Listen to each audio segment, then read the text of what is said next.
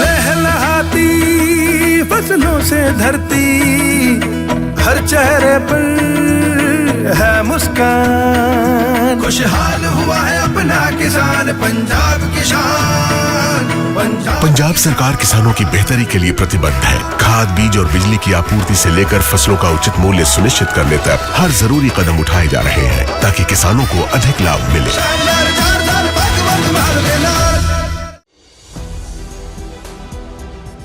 दोस्तों, election commission ने आधी रात को क्यों जारी की वोटर लिस्ट? ममता बनर्जी ने गंदे खेल को एक्सपोज कर दिया है। ज्ञानेश कुमार को दिया सीधा अल्टीमेटम। आखिर आधी रात को वोटर लिस्ट जारी करने की क्या आफत आ गई थी इलेक्शन कमीशन को, जिस पर ममता बनर्जी ने सवाल खड़े कर दिए। बताऊंगी पूरा मैटर है क्या, कहां गंदा खेल खेला जा रहा था जिसे ममता बनर्जी ने एक्सपोज किया, सब कुछ आपके सामने रखूंगी, तो आखिर तक वीडियो में हमारे साथ बने रहे। नमस्कार, मैं हूं आपके साथ अदिति और आप 4 PM न्यूज नेटवर्क देख रहे हैं। दोस्तों, कल आधी रात को लगभग इलेक्शन कमीशन ने, चुनाव आयोग ने वोटर लिस्ट को जारी कर दिया है, जिसके बाद चुनाव आयोग पर ममता बनर्जी आग बबूला हो गई। दरअसल दोस्तों, पश्चिम बंगाल में चुनाव से पहले अब वोटर लिस्ट पर आर पार की जंग शुरू हो गई है। उत्तर बंगाल के दौरे पर ममता बनर्जी रवाना होने से पहले ममता बनर्जी ने चुनाव आयोग पर सीधा हमला बोल दिया। ममता बनर्जी ने फिर से कहा कि चुनाव आयोग जो खेल खेल रहा है वो पश्चिम बंगाल में उसका भंडाफोड़ हो गया है। सवाल यह है कि आखिर ऐसा क्या था जिसे चुनाव आयोग को आधी रात को जारी करना पड़ा। ममता बनर्जी ने इसे केंद्र सरकार की बड़ी साजिश करार दिया है। दावा किया है कि अगर वो सुप्रीम कोर्ट नहीं जाती तो लाखों लोगों के नाम वोटर लिस्ट से गायब कर दिए जाते। ये जानते हैं कि बंगाल की राजनीति में आधी रात को वोटर लिस्ट जारी करने पर क्या बवाल मचा है। दोस्तों, बंगाल में चुनावी पारा जो है वो 7वें आसमान पर जा पहुंचा है, लेकिन सोमवार की रात चुनाव आयोग द्वारा जारी अतिरिक्त मतदाता सूची, एडिशनल वोटर लिस्ट ने आग में घी डालने का काम किया। उत्तर बंगाल रवाना होने से ठीक पहले कोलकाता एयरपोर्ट पर मुख्यमंत्री ममता बनर्जी का गुस्सा फूटा चुनाव आयोग के खिलाफ। ममता बनर्जी ने सवाल पूछा कि आधी रात को ही क्यों। ममता बनर्जी ने तीखे लहजे में पूछा कि आखिर मतदाता सूची को इतनी रात को, आधी रात को जारी करने की क्या जरूरत थी। उन्होंने आरोप लगाया कि चुनाव आयोग केंद्र सरकार के इशारे पर काम कर रहा है। खैर, ये नई बात तो नहीं है, काफी समय से ममता बनर्जी और विपक्ष के लोग ये आरोप लगाते आ रहे हैं।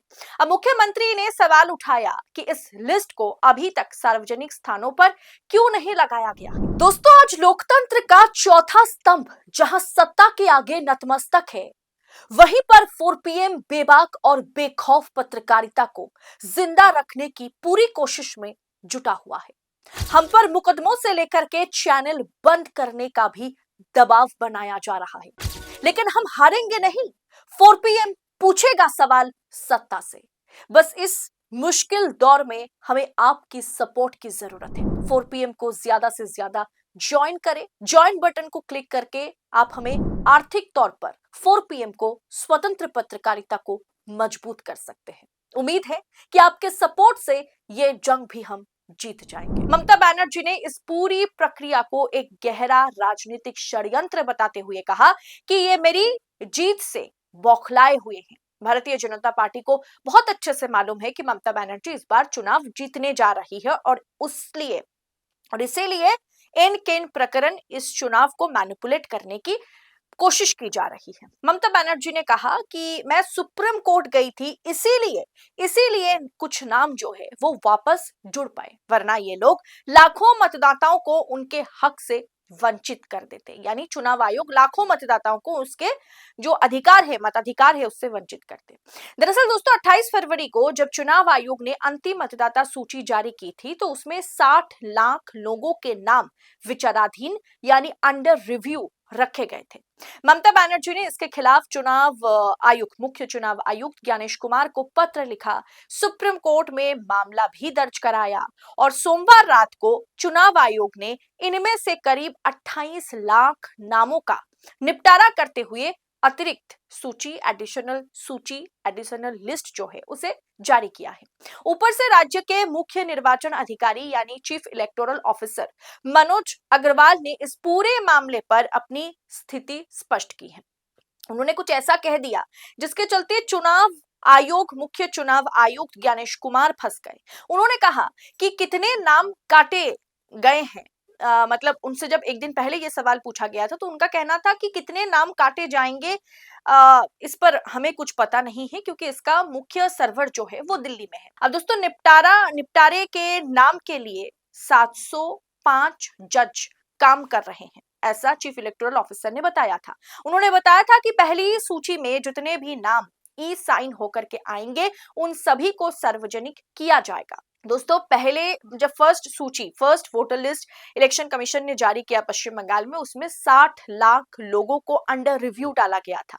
उसी पिटीशन लेकर के आपको याद होगा ममता बनर्जी सुप्रीम कोर्ट पहुंचती है और ममता बनर्जी लगातार मुख्य चुनाव आयुक्त से मीटिंग पे मीटिंग करती जाती हैं, उन्हें पत्र लिखती हैं, लेकिन 60 लाख से 28 को अगर आप माइनस कर दें तो करीब 32 लाख नाम जो है उसे हटाए गए। हालांकि सूत्रों का कहना है कि लगभग आधे नाम अभी तक ई साइन होकर के नहीं आए, आधे से भी ज्यादा दोस्तों, जिससे आयोग की मुश्किलें बढ़ गई हैं, क्योंकि ममता बनर्जी के मुताबिक ये 32 लाख नामों को इलेक्शन कमीशन ने जिस तरीके से हटाया है, क्यों हटाया है, इसकी कोई भी पुख्ता जानकारी चुनाव आयोग नहीं दे पा रहा है। और उससे पहले ही दोस्तों 66 लाख के करीब, माफ कीजिएगा, 62 से 66 लाख के करीब नाम पहले ही काट दिए गए थे और 60 लाख अंडर रिव्यू में थे। उसमें से 28 लाख नामों को फिर से जोड़ा गया और 32 लाख नाम जो है उसे काट दिए गए। अब दोस्तों, जाहिर सी बात है, चुनाव आयोग किसके इशारे पर काम कर रहा है? ममता बनर्जी बार बार इस मुद्दे को उठा रही हैं, क्योंकि किसी राज्य से पहले 66 लाख, उसके बाद 32 लाख नाम अगर हटा दिए जाए, करीब 1 करोड़ के आसपास अगर वोटर लिस्ट से उनके नाम हटाए जाते हैं तो उसका असर चुनाव पर होगा। दोस्तों, ममता बनर्जी अभी भी चुनाव आयोग की नियत पर जो है शक कर रही हैं, सवाल उठा रही हैं। टीएमसी का मानना है कि एसआईआर प्रक्रिया के नाम पर जानबूझकर उनके समर्थकों के नाम काटे जा रहे हैं। अब दोस्तों, इन 1 करोड़ के आसपास वोटर्स के नाम परमानेंटली हटाए गए हैं। इसमें से आप सोचिए कि अगर 60 to 70% ममता के समर्थक होंगे, क्योंकि 2 ही पार्टी है, भाजपा और तृणमूल कांग्रेस पिछली बार जिस तरीके से बहुमत के साथ सरकार बनाई थी, उस हिसाब से 60 से 70% मतदाता जो है वो टीएमसी के माने जा रहे हैं। यानी 60-70 लाख मतदाता अगर टीएमसी के हटा दिए जाए तो इसका असर चुनावी नतीजे पर पड़ेगा और यही खेल भाजपा चुनाव आयोग के साथ मिलकर के खेलना चाह रही है। मुख्यमंत्री ने चेतावनी दी है कि अगर किसी भी वैध मतदाता का नाम गलत तरीके से हटाया गया तो वो एक बड़ा आंदोलन शुरू करेंगे। दोस्तों, सवाल उठता है कि 23 अप्रैल पहले चरण का मतदान है, 29 अप्रैल को दूसरे चरण का मतदान है, 4 मई को नतीजे आएंगे। अब ऐसे में महज आज 24 मार्च है, यानी सिर्फ और सिर्फ 30 दिन का वक्त बचा है ममता बनर्जी के पास। इस बीच क्या नाम जोड़े जाएंगे जो ममता बनर्जी कह रही है? अगर नहीं जोड़े जाते हैं तो वो आंदोलन शुरू करेंगी। क्या उतना वक्त ममता बनर्जी के पास है? क्योंकि बंगाल चुनाव 2026 की ये जंग अब पोलिंग बूथ से पहले अदालतों, वोटर लिस्ट के पन्नों पर लड़ी जा रही है। क्या चुनाव आयोग मुख्यमंत्री के इन आरोपों का जवाब देगा, या शायद चुनाव आयोग को, मुख्य चुनाव आयुक्त को फर्क ही नहीं पड़ता है? क्या सोमवार रात जारी हुई ये लिस्ट ममता बनर्जी को संतुष्ट कर पाई है?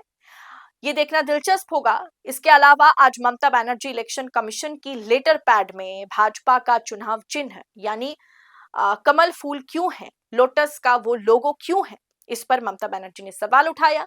क्या इलेक्शन कमीशन और भाजपा का जो गठजोड़ है, क्या ये गठजोड़ पश्चिम बंगाल में ममता बनर्जी का जो किला है उसे ढाने में सफल हो पाएगा? ये तो आने वाला वक्त बताएगा, लेकिन कई ऐसे सवाल है जिसका जवाब मिलना मुश्किल है और वो सवाल लगातार ममता बनर्जी पब्लिक के सामने चुनाव आयोग पर दाग रही है। फिलहाल इलेक्शन कमीशन के रवैये पर पश्चिम बंगाल में खास करके आपकी राय क्या है, इस पर कमेंट बॉक्स में हमें बताइएगा। ऐसी तमाम खबरों को यूं ही पड़ताल के साथ पाने के लिए 4 PM न्यूज नेटवर्क के साथ बने रहें। इस रिपोर्ट में इतना ही, आपसे जल्द होगी मुलाकात। बहुत बहुत शुक्रिया आपका। जय हिंद, जय भारत।